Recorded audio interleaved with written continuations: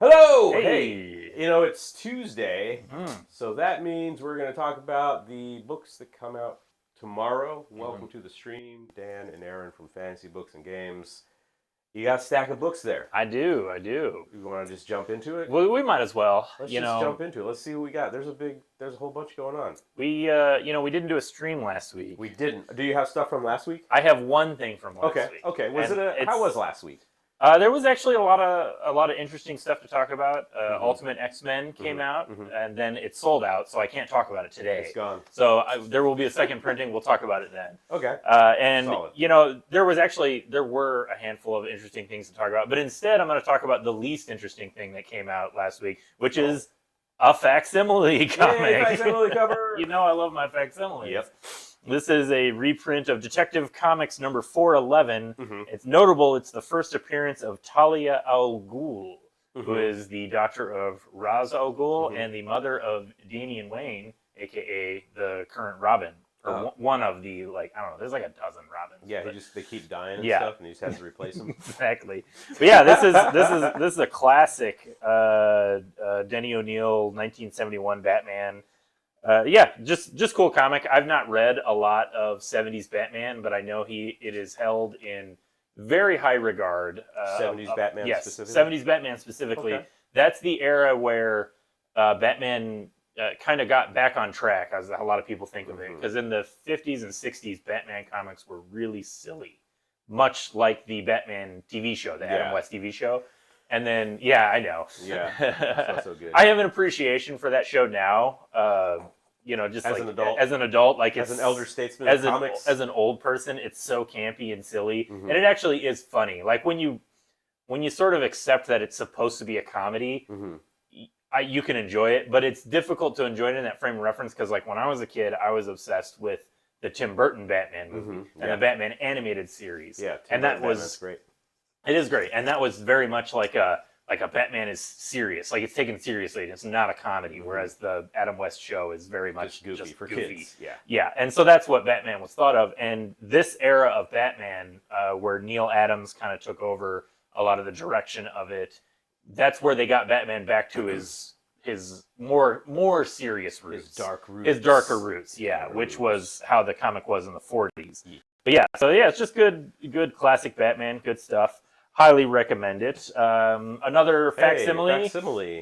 Don't have a lot to flip through on this one. Just a reminder that Marvel is putting out reprints of their classic Secret Wars comic from 1984, 40th anniversary of this series. And also, that's the one that had the ratio cover that was all foiled up, right? That's right. Yeah, they're doing ratio covers for every issue. So if you already have all of the original issues, you can buy now foil versions. You get a foil version. Of everyone.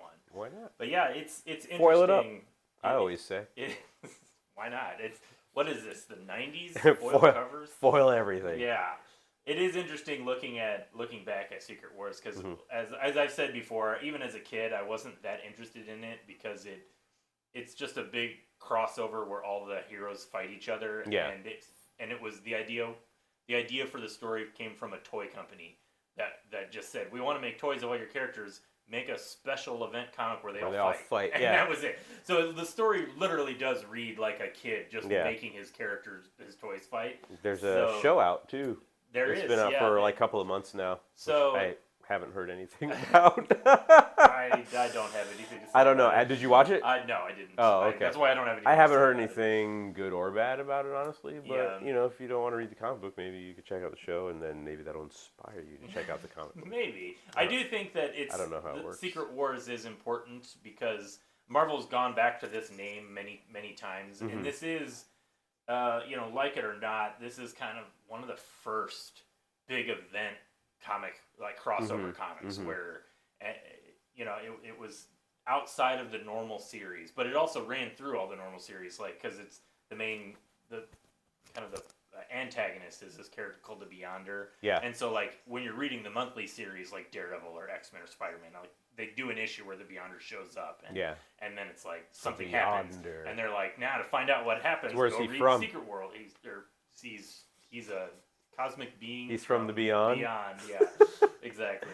Wow. So yeah, it's interesting. It's kind of quaint, in a weird way, because like I said, it's an excuse to have characters fight each other. The Beyonder. But it does have beautiful art by Mike Zeck. That's the nicest thing I will say. I love the classic art. Right. All right, let's move on to some. Moving on. Stuff Hey, that's new the stuff. Power Pack. This is maybe That's your jam. This is my jam, and it feels appropriate to follow up with Marvel Secret Wars with Power Pack, because this is one of those retro continuity books that is done by the original creative team, as I said last time. So that's one of the things I'm so excited about it, is that Louise Simonson is writing it, and June Brigman is drawing it, and they were doing Power Pack also in 1984.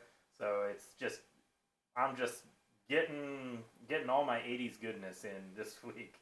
But Storm shows up. That was what like made Power Pack, like put Power Pack on a lot of people's radars, was because they kept crossing over into X-Men comics a whole lot. And so I was always just like, who are these Power Pack kids? Because I like the X-Men a lot. And Power Pack is fun. I don't know, I think I said this with issue 2.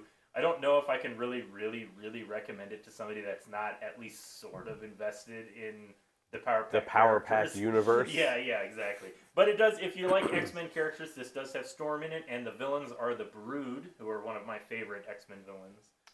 So, in 1979, there was this movie that came out called Alien. The Good Brood movie. are just Alien, but in X-Men comics. Oh, cool. So all right.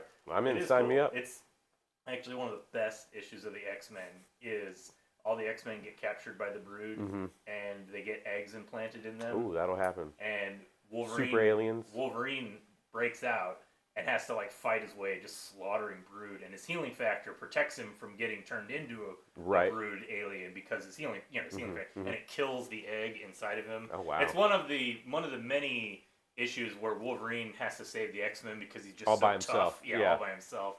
And it's what kind of made him like the coolest character for a period, where because they kept doing stories where like you just can't stop Wolverine. You can't stop Wolverine. Yeah, exactly. No way. It's what made him the coolest. But that was always one of my favorites. Do they have acid blood too? They do. They have some kind of. I don't think it's acid blood, but they have some kind of acid thing that they spit. Wow. Cool comic. But Brood of the villains in Power Pack. I like the Brood. All right, man. Hey, Transformers. I didn't mean to continue the trend of 40-year-old properties, but this new Transformers series, I mean, that's kind of the way to go, though. You don't have to come up with anything. It's already there. You exactly. All the heavy lifting is done. It's all done for you. And this is a fun comic. I think by now everybody's heard about Daniel Warren Johnson's Transformers. I think it just looks amazing. I love his art. I love, more importantly, the colors by Mike Spicer. Like, he really just, everything pops off the page. And I like that despite there's all this, like, busyness in the line art, like, you can just see all this, like, action lines. Yeah, it's nuts. But, like, because of the colors, you can still pretty much clearly tell what's happening on the page. Like, nothing gets really lost. It's very distinct. Yeah. Really, really good stuff. This issue is notable that it is the last issue that Daniel Warren Johnson is illustrating for this series. He's gonna continue to write it, but he basically just came on to launch it with the first 6 issues, and has been amazing. So I'm really excited to see what the new artist is pretty good too. His name is George Corona. So I'm excited to see what he does on the next issue. But I'm definitely going to be on board and keep reading that series. Transformers is cool. Yeah, another series that's been in my pulls, Action Comics. Superman. This has Bizarro in it. I'm a big fan of Bizarro. Bizarro Superman. And this is the issue that has Bizarro Joker. So he's a good guy? He's a good guy, yeah, because he's the only sane person on the planet of the Bizarros, the world of Bizarros. Excellent. Which is fun. That's a fun thing. But this is the conclusion of Jason Aaron's Bizarro story arc. And that's probably, I don't know if I want to say it's my favorite thing about it, but I really appreciate that it's a 4-issue series, because it allows you to kind of shake things up with a lot of the pacing in comics.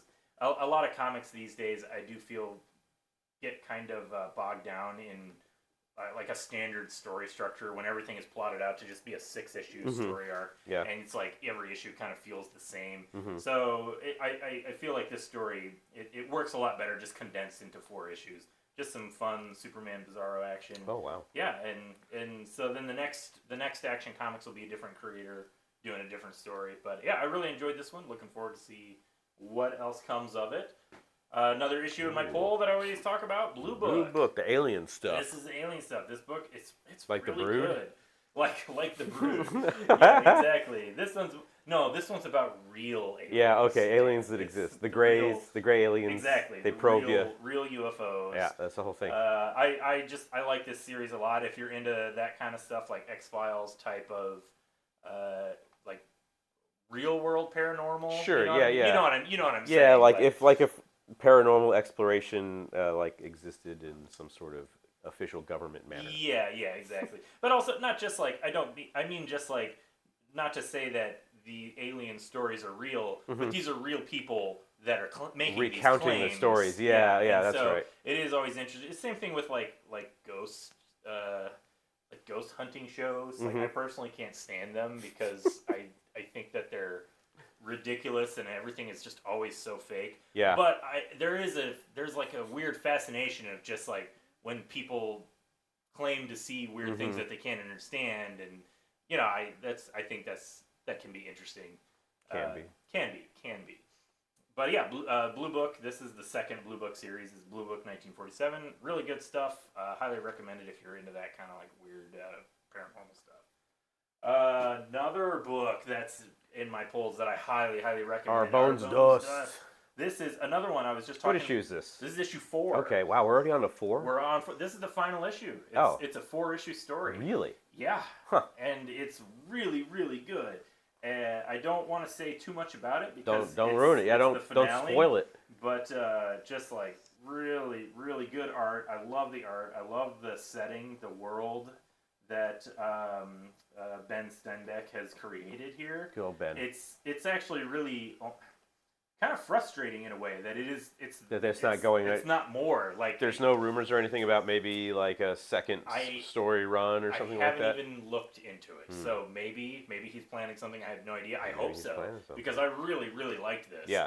And it succeeded in telling like a nice complete story, but the world feels so big. Like it feels like there's more. There should be to more tell. stories. Yeah. So I mean, he definitely left me wanting more, which is always good.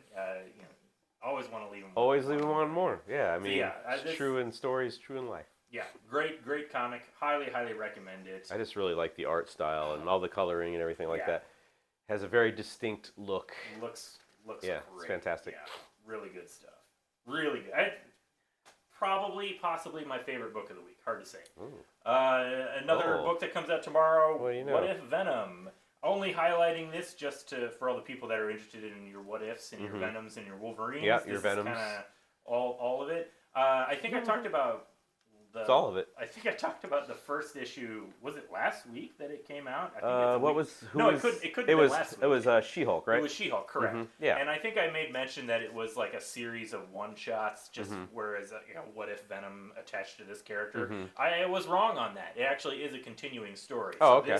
This issue picks up where the She-Hulk. So he's just hopping to different people. Pretty much, yeah, exactly. And so this one he goes to Wolverine, and so but I was a little pleased to see that it's an arc, it's not an just arc. not just one-offs. Yeah, exactly. So there's like a little something going on here, which is nice. Like I said, I kind of I'm a sucker for what ifs. Like I'm plus Wolverine with the Venom symbiote. Wolverine. That's cool. pretty BA. It's actually a pretty. I don't want to like say too much about the story, but they take the writer Jeremy Holt. I think he takes a pretty good angle with Wolverine getting the Venom symbiote, which is first of all, I'm not crazy about this design. What, you don't like the little ears? The little ear horns. Yeah. Mask. But like the setup is pretty solid. Because like Wolverine, part of his whole character is that he's got a messed up mind. Like he doesn't know which memories of his are real. He's been brainwashed several times. Same. And so, I mean, haven't we all? But honestly. So this story kind of presents it where the Venom symbiote, because Wolverine has this fragile psyche, the symbiote just takes him over completely and like locks him away inside his own mind, and that's why the symbiote's like, oh, this is the perfect host because I don't have to integrate with him. I can just take over the body. Throw him in there, yeah. So yeah, it's an interesting, like I said, an interesting angle to take for like a Wolverine Venom story. That's cool. Yeah. Coming up next, we got a couple of Batman comics. Batman. Yeah, so you might be surprised to hear this, Dan. I love this comic. I am a huge fan of the creator Jeffrey Brown. Never heard of him. Yeah, he does. He does like weird. No, I don't want to say weird, but like he does a lot of like slice of life indie comic stuff. Okay. And all right, he does a lot of all ages stories. This is a book that actually came out a few years ago, and they're re-releasing it in a 4-issue series. Previously, it just came out as like a manga-sized trade paperback or graphic novel. But yeah, I really like his character design. He's got a good sense of humor. This is definitely an all-ages book, like it's for kids, and it's the story of Damian Wayne having to go to school, which I'm not throwing shade at him, but it's actually very, very similar to a comic that I wrote about a superhero kid having to go to school for the first time. You think maybe they got their hands on your book? No, probably not. They're probably it's a pretty straightforward idea, but it's. I'm just saying, if it's good enough for Jeffrey, if it's good enough for me, it's good enough. I for Jeffrey mean, maybe you came up with it from somewhere too. I'm just saying. The movie was called Sky High. Okay, yeah, great movie. A Disney film in the mid-2000s. Excellent film. No, I know it. You know it. I saw it in the movie theater. Like, Kurt Russell's in it. I'm what you would call a Sky High fan. Oh my God. That's right. Let's just talk about Sky High now. Yes. The kid actors were all whatever. They were typical Disney. They're fine. They were fine. But the franchise exactly. Never got. Thank you. But they sold me on that movie because they really went above and beyond for casting all of the adult characters. Like it was like everybody was recognizable. Yeah. Bruce Campbell is in it. Yeah. He's like their gym teacher. Yep. And it's great. Some of the kids in the hall guys are in it. Yep. I forget. I can't even remember everybody now. Kevin McDonald. Yeah, Kevin McDonald, and I think was Dave also was he? in it? I think he might have been. I think he was. Yeah. Yeah, I think he might have been. And there's some other notable people, but Kelly Preston. Yeah. So yeah, it's it was like a surprisingly enjoyable. It was film an excellent movie. Yeah. Really I watched it quite a few times because I really enjoy the movie. That's amazing. I had no idea. Really? I would have never guessed. You didn't know that I liked Sky High? It's just a good movie. It's awesome. I'm not arguing with you. Who's the main character? The popular girl. She is in a lot of things. Fudge, I can't remember her name. Thank you, Mary Elizabeth Winstead. Yep, she's fantastic. She's great. She's been in a lot of stuff. Oh, wow. Well, I know what we're going to watch for our next movie night. There we go. How to Train Your Dragon and Sky High. It's a good combo. But yeah, I love Jeffrey Brown. I've read this book before. I have when they put out the first version of it. I actually got it. Jeff, you might like Dan. Jeffrey Brown also does some Star Wars books. Yes, I've seen it. It's like Luke and Leia, like his little kids. And Darth Vader's their dad. Yep. And it's kind of like slice of those. Life family comics about. I've seen them. Yeah, I mean, canonically, it doesn't make any sense, but yeah. I can't forgive him for that. That's why I won't read them. It's not his fault though. I'm sure that he just refuses to read it. I just can't. It doesn't make any sense. But yeah, this is a good comic. It's a good comic for kids, especially. It's a Robin story. It introduces this kid Howard who kind of becomes friends with Robin. And if you know anything about Damian, you know he's not a good kid. He's not an easy kid to get along with. He murders people. He's got that, I mean, I know that. He's got that little bit of edge to him. Is Howard like in the comic books? No, he's introduced in this. But I mean, is he part of the Batman, Robin, and Damian Wayne like universe? No. This is just like he was created for this story. So this is as far as I know, this is the only time he's ever appeared. Oh, gotcha. But you know what? I don't read every Batman comic that comes out. We need to ask because there's too many. We'll ask Abby. Ask Abby. Ask Susie's around. Yeah. But yeah, it's a fun comic. It's good. It's good stuff. Another important Batman book that comes out. Batman and Dylan Dog. So this is. Is it and? I don't see the and anywhere. You know, it really bothers me. Is it just Batman Dylan Dog? Batman Dylan Dog. So Dylan Dog is a character from an Italian horror comic series. Okay. And it's like paranormal horror noir, where he's like a detective who investigates like. Yeah. I think he calls himself a nightmare detective, if I'm not mistaken. And so this is a big crossover with Batman that they're doing. And I'm not really familiar with much of the creators in this, but it's written by Roberto. Because they're all Italian. They're all Italian. You don't know about the Italian comic book scene? I know a little bit about it. The European comic scene is huge, and they're all really, really good at what they do. I love European comic art. Very diplomatic, yes. This book looks great. Like, it's really actually one of the best Batman books I've stylized, seen. Very stylized, yeah. But also, a really, really notable thing about this, I picked it up, and this is a hefty book. Big boy. I actually counted. I decided to sit down and count. Yeah. This is an 80-page comic. Oh, wow. Not counting the ads. This is 80 pages of story. That's a full-on graphic novel right there. It is, yeah, for $4.99. That's a steal. $5. That's a steal. Right. I was really kind of on the fence if I was gonna get this. Yeah. It looks really great, and I'm definitely gonna read it. Yeah. But I was like, I don't know if I really need it in my collection, but yeah, for $5. For $5, why not add it to your collection? It's a 3-issue series, so I'm curious if each issue is going to be 80 pages, or if it's just they're leading with this huge first issue. But I read about half of it. I really, really like it. It's cool. It's got that like gothic dark Batman. Yeah. And Dylan Dog's a fun character. I've actually not read any Dylan Dog comics. I've just heard about him in reference to cool Italian comics. Yeah, but, I mean, if he's a nightmare investigator, then it's got to be dark and scary, exactly. Right? And it works, it works in the context for like the type of Batman story they're telling. As we were just talking earlier about the silly Adam West Batman. One of the things I like about Batman is that he can kind of go in all directions. Sure. You can kind of do anything with him. Yeah. But I definitely like the like darker takes on Batman for sure. So yeah, this is a good comic. I'm really enjoying it. I haven't read the whole thing, so I can't say it's my favorite of the week for sure. I mean, it's 80 pages. It's 80 pages, right? That's a lot to read. Well, it might get that just for that. Like for per capita, like per page, it's the most value. Right. The biggest bang for the buck this week. The Toxic Commando. John Carpenter's. Oh, John Commando. Carpenter. Yeah, I like some John Carpenter. I've never seen so many words that interest me about something that I know absolutely nothing about. So they pushed all your buttons with this one. Right. I'm like, okay, John, I see Toxic Commando. Yeah. And my first thought is, Toxic Avenger. Like the Toxic Avenger. But no, that's not it. It's just a similar name. He's but then adjacent.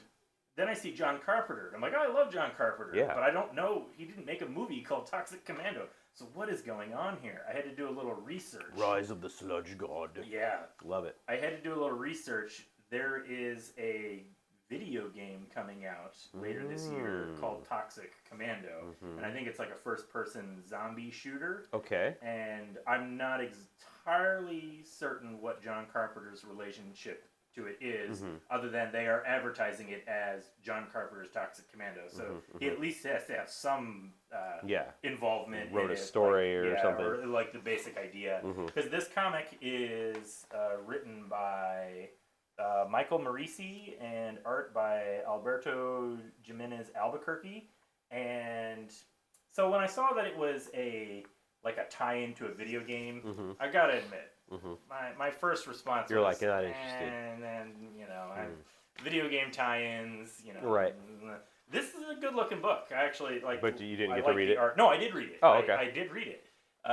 It's pretty solid. I mean, it's a standard setup for a zombie situation, but there's a little bit of a twist where there's like a billionaire tech company guy who's drilling into the center of the earth. They'll do that and releases this weird sludge, and people come into contact with it. And don't drill into the center of the earth. Is all I'm saying. I mean, that's like it always seems like a thing you want to do, but it never turns out well. But what if in doing so you could create unlimited free energy for the whole world? That might be pretty good. That's his righteous motivating factor. Even though the character comes off like kind of a jerk, because to be a billionaire head of a company, you kind of have to. You're a bit of a jerk usually. Usually, so typically. Typically. But I enjoyed this comic. It's got zombie action, pretty much exactly what you expect. But it's good stuff. And they got me with that John Carpenter. We love John Carpenter. We love John Carpenter. Big Trouble in Little China, right? I mean, that's also known as the greatest movie ever made. Probably the greatest film ever made. For real. I Heart Skull Crusher. Skull Crusher. I heart Skull Crusher. Okay. Going in a different direction. This is from Boombox, which is Boom Studios, like all ages sub imprint. And this is for children? You know what? That's what. So that's what I was about to talk about. Where I was like, generally, Boombox is their. I mean, admittedly, it also covers kind of the like young adult, like teen. Okay. Yeah. Okay. Early all right. teen. Sold. It's not just. It's not kids the same way that Batman. Sold. Yeah, I'm into it. You know. Yeah. But Say no more. it's definitely. It's definitely got like a whole anime manga flair to it. Yeah. Like It's got a whole vibe. It's got a whole vibe. I appreciate the setting, which reminds me a lot of one of my favorite mangas of all time, Battle Angel Alita. Oh yeah. But this is definitely toned down for like a more of, not necessarily kids, like I said, but you know, more mainstream, of a younger mainstream younger audience. She's still not wearing a lot of clothes. Well, yeah. But you know she's what? Fighting. It's if hard you to... if you read manga, you're already intimately familiar with characters that don't wear a lot of clothes. But yeah, it's a standard, like there's like this blood sport gladiatorial situation. It's like kind of a post-apocalyptic setting. She lives in this like tiny little city sort of town in the middle of the desert, and both of her parents are dead, and she talks to their skulls. Cool. And she's obsessed with this gladiatorial fighter called Skull Crusher, and she wants to like join her team and join the league. So there's like a kind of like a Mad Max flair to the style of the whole thing. It's, you know, there's a character that's like a washed up coach type character. Oh, right. You know, she's got to seek him out. Yeah, exactly. Little Karate Kid style here. Yeah, exactly. It's just a lot of like recognizable things that all kind of come together. Tropes, dare I say? Yeah, that's exactly what it is. Nice tropes. Cliches, even. Yeah, well, you know, I think it works in the context. I don't want to spoil. I'm just being mean. I didn't have it on there, but yeah, no. Who doesn't love a story that they can identify with? It's like, a immediately. Immediately. I like. Honestly, the cover caught my attention, and I think I bet it did. That's just something about that cover that I find interesting. I just like the way they draw them. It was the colors. I really, really like the. I really like this logo and just like the harsh, like yellow and red colors. Yeah, the logo. It's and there's like a sword or the logo's doing it for something. Logos. You know what? A good logo can go a long way. That's true. You know, we're establishing branding right there. It's good. That's right. We love it. But yeah, good, fun little comic. Little comic. Little black book. This is a new book from AWA, written by McCombsy. Is it Jeff or James? I'm sorry, Jeff. Jeff McCombsy.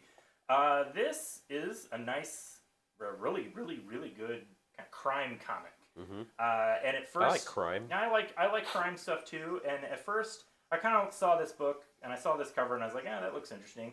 And it didn't draw my attention though until I saw this variant cover that they have. Now, this is a reference. This variant cover. Do you know what movie poster this is a reference to? I feel like it's a Raising Arizona reference. That's exactly what it is. Yeah. One of my favorite movies of all time. Yeah. So I was like, okay, you're gonna name drop, metaphorically name drop Raising Arizona. I'm in.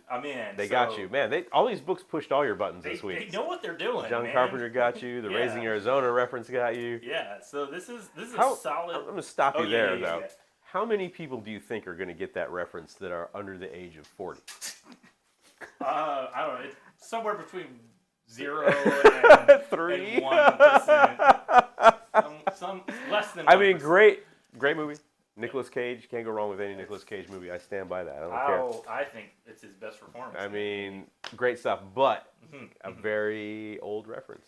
You know what, though? Like, that's early Nick Cage. That's early Nick Cage. Yeah. It's early Coen Brothers, too. Yeah. It's like their second movie, I think. When did that come out? 87? Is that your guess?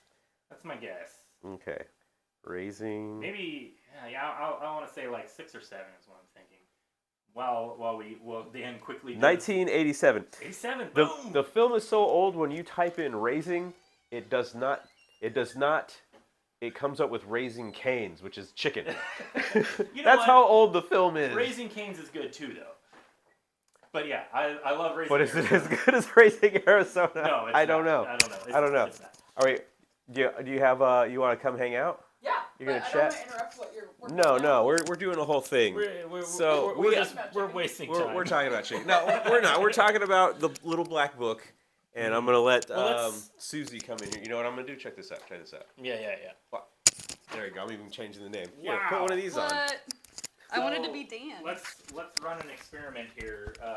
I mean, I know you just heard us talking. Susie, welcome our good friend Susie Blake, everybody. Susie, do you recognize this this comic? Let's see if I can remember how to do the comic cam. Boom. So do you know what this cover is a reference to? No. No. Did you not hear us? Everything we were just saying, talking about the movie Raising Arizona. Oh, yes. Okay. Well, Dan is correct. Nobody under the age of 40 is going to recognize that. Yeah. I remember Raising Helen. I have no idea what that is. It's a Kate Hudson movie. Kate Hudson. No one cares about that. Well, I'm Dan. You're ruining it. You're not even on the stream and you're ruining it. He always does. It's okay. I want to recommend Little Black Book. It's a good comic. The basic setup is this main character. Do you want to switch it to the... I do. I'm going. Well, why don't you do it? Well, yeah. I don't know yeah, how to Susie. do it. There's a lot of complicated controls here. The basic setup is that this young guy and his pregnant wife. Press that with the mouse. We're gonna This guy and his pregnant wife, they inherit a house from his estranged father who dies. Wow. And he finds a little black book in the house, and it turns That's out the name of the comic. that's the name of the comic, Little Black Book. And the implication is that his dad was involved in some criminal stuff, and then through events that happen in the story, he starts to get involved in criminal stuff. So it's a very, very, very good first issue. I'm curious to see where it goes. All right, now there's a reason we have Susie here today. Because every week I always ask a coworker what book they would like me to read and talk about, and I didn't even bother with that today because I knew that we have a comic that Susie wants me to talk about, and that of course is this comic right here. Boom, Rick and Morty Super Spring Break Special. Super one. All right, so what makes this comic so super, Susie? Well, it's going to be a full 40 pages, I believe. So it's like Yeah, a it's actually- heftier book, actually. It's got a spine to it. Like, it's not just a stapled, it's a glue-bound comic. Yes. And part of what I liked about this one is it looks like it broke up the story into like multiple parts, and then they assigned like a new artist team for each like section. Mm-hmm. But like they all like are pretty consistent, I want to say. Yeah. Like if you This- read it as a whole. This first story is illustrated by an artist that I follow on Facebook named Dean Rankine. And I like his style. He's got a weird sense of humor. So he's totally appropriate for Rick and Morty. Yes, you said he did a lot of like the Simpsons stuff Yeah, too, right? he drew Simpsons comics for Bongo and a bunch of other like weird stuff like that. So, I think you buried the lead though, Susie. Why are you here talking about this comic? Well, I was really excited because I got to draw the cover on this one. Yeah. Which was really fun, and this is just one that I just took forever on because they said you could just go nuts. And so I just wanted to include all the different aliens just partying away. What is your favorite part of this cover? Am I allowed to say what the favorite part Well, Dan, what do you think Dan's favorite part of this cover is? Well, I will say Dan's favorite part of the cover is probably around here. Somewhere, probably like the swimsuit. Probably the same thing that's your favorite But the best shaded part of the comic. Oh, is that definitely what took the longest? Was Yeah, I really zoomed in there. That's funny. So, you just do the cover on this one, right? Yes, Okay, I was great. actually asked to do the interiors, but this was during a Jacksepticeye Ultiverse. Like there was some scheduling conflicts, so that might even be why they have a bunch of different artists doing different parts. Oh yeah, okay. So they were like, yeah. That's a thing that happens. Like to keep your schedule with a Right. with a comic, you just got to bring in a bunch of artists and. Yes. But I did bring, we do have issue 1 of a book that I'm going to be working on later. Ooh. And so this is something called Rick and Morty Finals Week. So this is going to be our major comic book event of the year. So it's basically Morty is trying to focus on his finals at school, and every day of the week some new shenanigans happen. So this first one that came out, I think there's like a Sherlock Holmes like mystery aspect to it. But if you flip back to the back, it'll show like a promo. The back. Yeah, back page. here, wait, I might find it. So this book's not out yet, though, right? This first comic is out. This one is. Yes. Oh, okay. But the one that I'm going to be working on starting I see. soon is this one right here, which comes out in August. Oh, And you're illustrating the whole thing. Yes. Oh, nice. Yeah, and so mine's going to be focused on the election, basically, which is always very fun and topical. Oh my gosh, it's coming out in August. And it's not going to cause any problems with my family. Jeez. But I'm very just excited. Make a lot of enemies with that one, I think. Right? But it's going to have Doofus Rick in it, who's my favorite character. I don't know enough about Rick and Morty to recognize who Doofus He's Rick supposed to be is. like the dumbest Rick out He's of like dumb all Rick. of the. Okay, Yes. yeah. I mean, it stands to reason there has to be a dumb one. Like, Yeah, of course. yeah. And then I just brought like another thing just in case like it came out last week, but we weren't able to have a stream last week because Oh yeah, we had. this was the other thing we were going to talk about last week. Yes. Yes. Thank you for bringing this in. Yeah, of course. Doing my job for me. Wayne Family Adventures. This is volume 3. Yes. All right. Yeah, and volume 4 was already announced, and there is going to be a season 3 for the webtoon that All comes right. out soon. So this is a comic that you also provide some of the art for. Yes, I drew a lot of the backgrounds for this comic. So like, You look draw- at that door. That's a beautiful drew looking that door. Did you draw that bed? I did not. That was actually a Lanma, I want to believe. Oh, okay. That was one of the other ones. Yes. Well, the bed doesn't look as good as that door. Oh my god. But yeah, like I drew like the kitchen here. And Oh, okay. this one was fun because you'll appreciate the little details. So I drew a coffee pot for Tim Drake. And then something I learned is Bruce Wayne has a bunch of ginger ale in his house because that's how he fakes being like a boozy Oh yeah. billionaire at parties or whatever. his- Because he yeah, doesn't actually drink His alcohol. Playboy persona. Right, but he has to like fake it, so he'll have just like a bunch of ginger ale, Yeah. I like that. just including little details. But yeah, that's fun. Yeah, so that's is that like stuff that's like in the script that you get, or do you have like a lot of leeway with your backgrounds to just kind of throw in like little Easter eggs whenever you want? There's sometimes if it's like plot specific, they'll be like include this in the background, like whether it's like the Batwing or something like that. But for the Easter eggs, it's something that I just like to include because they're fun. That's fun. That's fun. I think this one also has another one where it focuses on like Harper Row, and she's like a massive nerd, and so I drew like a bunch of like Dragon Ball references and stuff into it. I'll find it eventually. I'm sorry. There's so much. Here we go. So I got to draw like a manga shelf and everything. There's like a little like knockoff GameCube in the corner. Oh yeah. A poster for Zatanna Magic Show. That's fun. Yeah, very cool. Yeah. Well, we have all. Do we have this one at the store too? Do I just? We do, yes. Okay, but this one you didn't do anything in this one. It just has the ad for the book that you're doing. Yes, but exactly. we do have. So this one we just get that out of here. But we do have Wayne Family Adventures, and the new Rick and Morty Super Spring Break special comes out tomorrow. This one is available right now. We got plenty of copies in the store, so swing on by, grab a copy. A request to have Susie sign it and draw on it because she loves doodling on covers. And what's Only for not, people that matter. Only for the preferred I'll never customers. see it again. Is it $14 for that book? No, it's cheaper. But yeah, that's pretty much all right. all I got. think that's You can pretty hang out. much. You want to stay? Well, I mean, I don't have it. it. I gotta help don't my have roommate. any other books to talk about, Dan. Oh, that's Look it? at that. Yeah, that was it. Oh, awesome. I know it's Then do it's the sign off. it's We a did it. short it's a short stream. If you don't today. buy your if there's a comic for everyone, and if you don't buy it here, buy it at your local place. So it was pretty close. But Thank you. thanks everybody for watching. There's a lot of great comics out there. You should definitely come into Fantasy Books and Games Yes. to buy your comics. But if you can't get them here, get them somewhere else because there's comics for everybody everywhere. Boom. Yes, That's how we do it. we did it. Hooray! All right, how do we All sign right, off? now I don't remember how to end the stream. Okay.